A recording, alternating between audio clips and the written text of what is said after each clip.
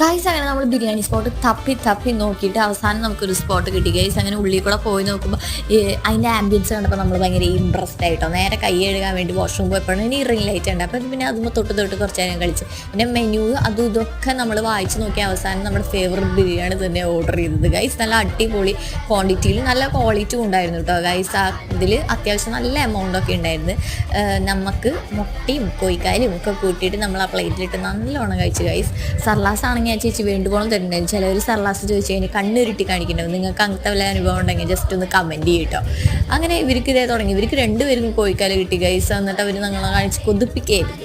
എന്തോ ഒരു വികാരം പോലെ ആയിരുന്നു അവർക്ക് കോഴിക്കാല് കിട്ടിയപ്പോൾ. ആ സന്തോഷം നിങ്ങൾ മുഖത്ത് കാണാനില്ലേ? നമുക്ക് കിട്ടിയില്ല കേട്ടോ കോഴിക്കാല്. അങ്ങനെ നമ്മൾ ടേസ്റ്റൊക്കെ നോക്കി. നല്ല സൂപ്പർ ടേസ്റ്റ് ആയിരുന്നു ഗൈസ്. അടിപൊളിയായിട്ടുണ്ടായിരുന്നു. അപ്പോൾ നിങ്ങളും ഈ സ്ഥലത്തേക്ക് എന്തായാലും വരണം കേട്ടോ. ഡാൻസും കഴിച്ചു നോക്കുക, അടിപൊളിയാണെന്ന് പറഞ്ഞു. അപ്പോൾ നമ്മുടെ ലൊക്കേഷൻ വരുന്നത് തൃശ്ശൂർ വെസ്റ്റ് ഫോർട്ട്, കല്യാൺ 99 ഓപ്പോസിറ്റുള്ള ദേത്തട്ട കേട്ടോ.